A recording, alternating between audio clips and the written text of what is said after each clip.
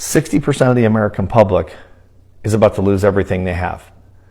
People living paycheck to paycheck are about to go broke. The GDP numbers came in yesterday, and of course the economy receded, which I predicted 2 months ago, and people laughed. Mark my words, the second quarter is going to be far worse. Tariffs on Chinese products at 145% are about to kick in, which means everything you buy from China on Amazon or elsewhere is about to go through the roof. Grocery store shelves are starting to empty at Walmarts across the country, and of course grocery prices continue to soar. People who've been financing groceries on credit are starting to default on those payments. We are about to see an economic catastrophe. If you're in this 60% that has little or no money, please stop spending money. Protect your family. Trump does not care about you. Even if you voted for him, he's a billionaire. He won't suffer, but you and your family will. Please protect yourself. And that's on period. Protect yourself, because at the end of the day, nobody cares about anybody.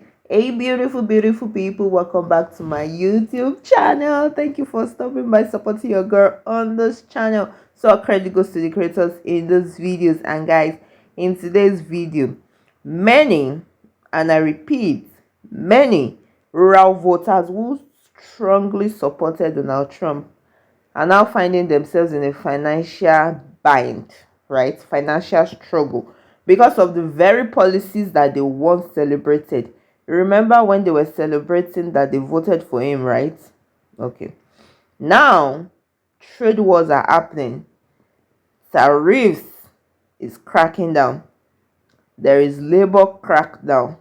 And all of these things have created ripple effects that hurt small town economies, even far more than those urban centers, where there are more diverse industries to absorb the shock. You know, in urban centers, right, it's easy for them to, chest it.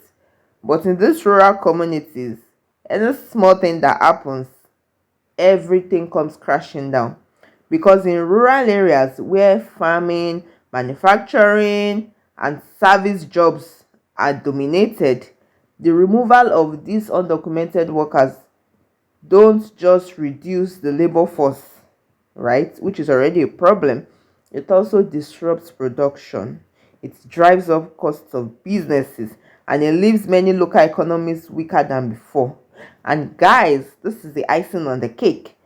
What those voters thought would be a victory against immigrants is turning into a self-inflicted wound. Guys, what do you think about this in the comment section? Let's see what these creators have to say. FEFO, right?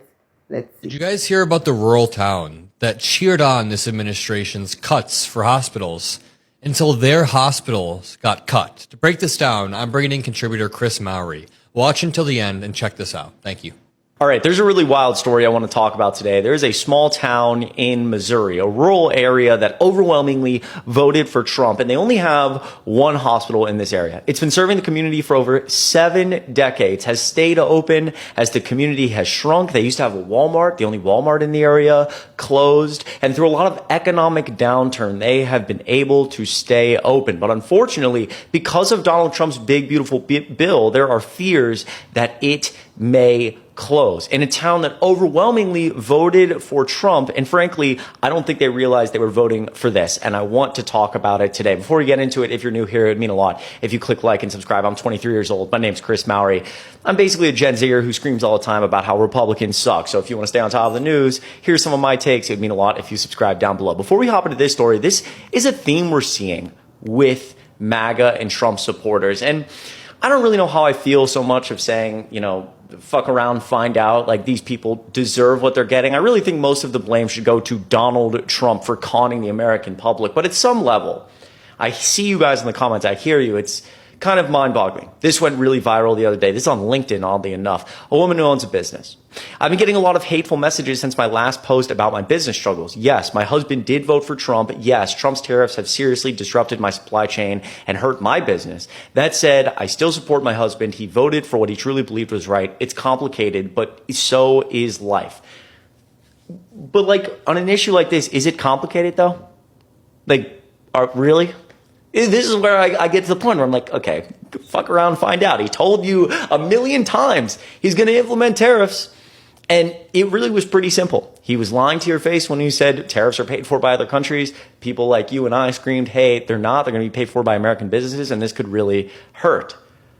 You can let me know what you think down below. But we see people like Ellie just in the last few days, a month ago. Latinas for Trump co-founder blast, quote, inhumane immigrant arrest. Florida State Senator and co-founder of Latinas for Trump issued a sharp rebuke of President Trump on Sunday as his administration seeks to ramp up deportations and other actions against migrants without legal status. Garcia took particular issue with reported tactics in southern Florida, where immigration officials have allegedly been making arrests in immigration courts and taking other steps to target individuals otherwise in compliance with legal orders. She posted on Twitter, quote, "This is not what we voted for. I have always supported Trump through thick and thin. However, this is unacceptable and inhumane." Regardless of how you feel toward these individuals, we're here now. Everything is about to get more expensive in just 10 days. Let's talk about it. President Trump signed an executive order back in July that essentially said by August 29th, the de minimis rule is going to be exempted. You've probably never heard of this rule, the de minimis rule, but it essentially allows folks to be able to import goods and items into the United States under $800. So for example, your orders from Temu, from Shein, the reason why they are not subject to those high costs is because of this de minimis rule. This means that goods coming in and out of the country that are under $800 will now be subjected to tariff taxes, which will essentially make the cost of those goods go through the roof. A pair of $30 slippers from China, now $45. And it's not just the prices, you'll also see longer wait times and fewer online options that are willing to ship to the United States, with the de minimis rule being completely exempted and nullified. Oh, and returns? Say that you don't like the product that you buy, or it's not the right size and need to send it back. Those costs are also going to go once again through the roof. So yeah, that Shein haul, the Temu haul, or perhaps the skincare that you love to purchase from overseas is now going to be a bit more expensive, and not just marginally, significantly so. I never thought that voting for Trump 3 times would result in me losing tens of thousands of dollars. A beekeeper out of North Carolina says, yeah, I proudly voted for Trump all 3 times. I flew flags for him and put signs for him in the yard. But now I'm out tens of thousands of dollars due to lost federal funding and tariffs, so I cannot export my products, my honey and my wax, to other countries like I could before, and nobody's buying it in the United States. Hay producers in Idaho and Utah that export alfalfa hay to China are now seeing 135% tariffs put on their product, and all of a sudden, they don't have anywhere to ship it.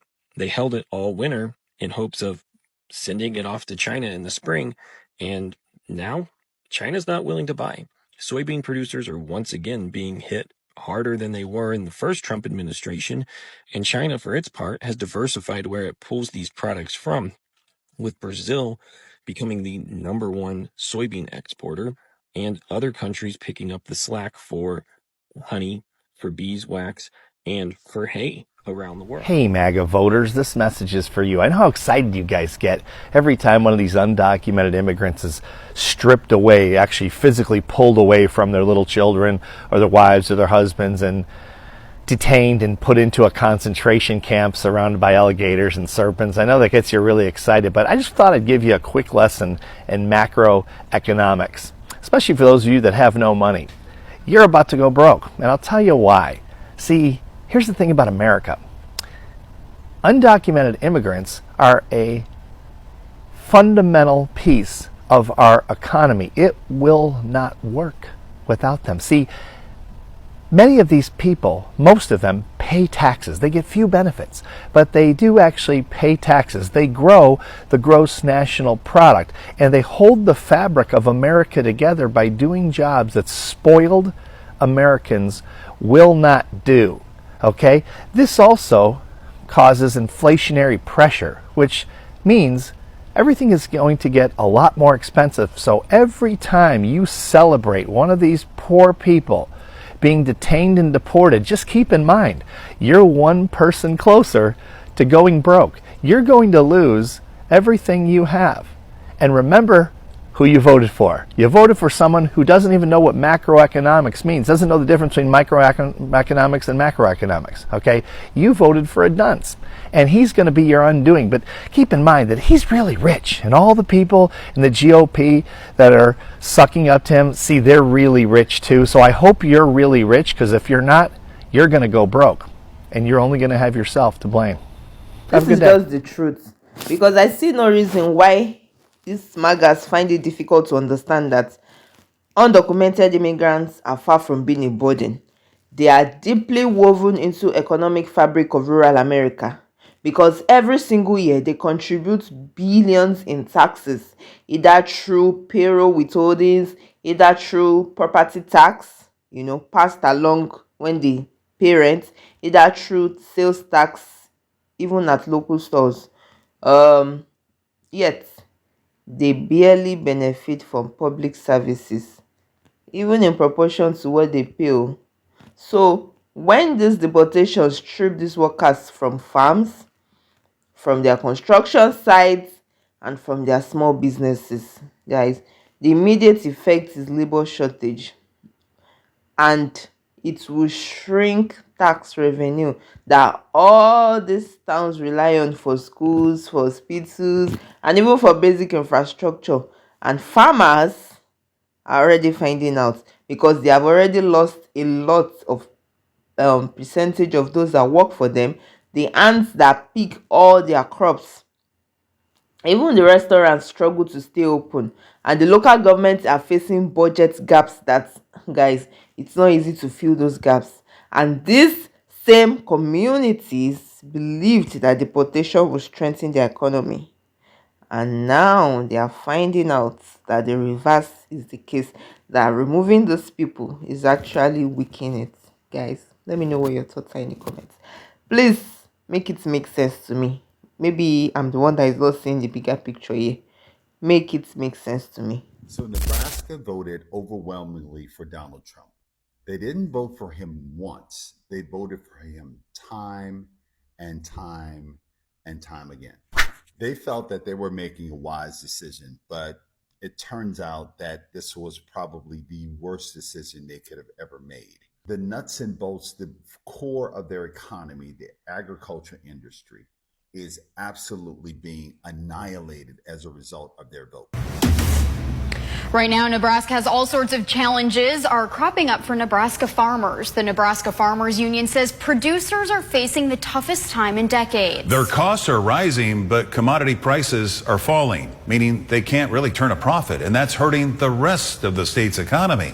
Channel 8's Jake Holman joins us live after talking with a local farmer. Jake, what'd you find out? Yeah, Rod, Sophia, the GDP numbers for the first quarter of 2025, which is another tool, a measurement to estimate the size of the economy.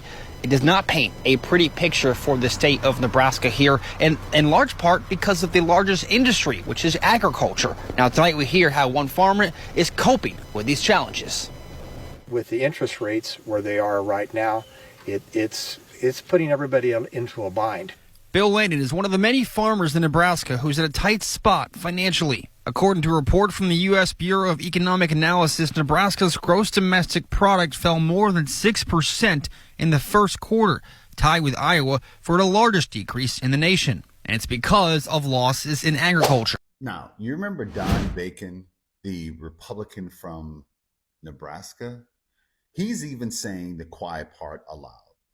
Nebraska's in trouble, and it owes a lot to the tariff policy and all the bullshit that Donald Trump has enacted on that state.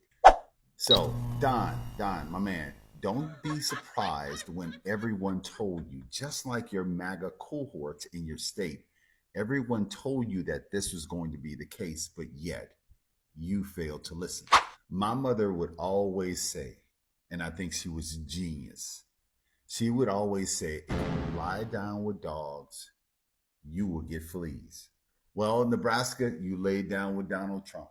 You laid down with Donald Trump, knowing what his policies were, knowing his Project 2025 tendencies, and you now have fleas. In reality, this is not about red or blue. This is about business, the business of politics. And I believe that there is a nefarious plan to take family farms. And I'm talking about family farms. And it is based on causing them to go bankrupt, coming in with the hedge funds, and buying at a fire sale price. So, Nebraska, you got exactly what you voted for. Guys, the long-term consequence of this is that rural America risks sliding into deeper economic decline. Not because these immigrants took too much, but because their going away takes away an invisible foundation, something that we didn't know was binding these communities together. The prices of food and goods will definitely rise as supply chain falls, right? Small businesses will close down under pressure, like they would collapse, they will go bankrupt. And the worst part is that this Gen Zs, Gen Alpha, Gen whatever, the younger generations, like nobody has time to be patient for anything. If things are not working, they will just leave in search of opportunity elsewhere, and they will leave behind a deserted, hollowed town. And the very people, this is the irony of it, the very people who championed Trump's hardline immigration policies are now bearing the costs of their own choices as their farm struggles, their tax bases shrink, and the communities deteriorate. And this is just an uncomfortable truth that they have to deal with because of what they voted for. Guys, they felt, you know, they were doing something that will benefit themselves in quotes, but now they are finding out that it seems this is not what we voted for. Anyways, guys, let me know your thoughts in the comment section. If you have found value in this video, don't forget to like, share, and subscribe. Let me know what you think about this topic, and I'll see you in my next video. Please stay safe. Mental health is important. Ciao.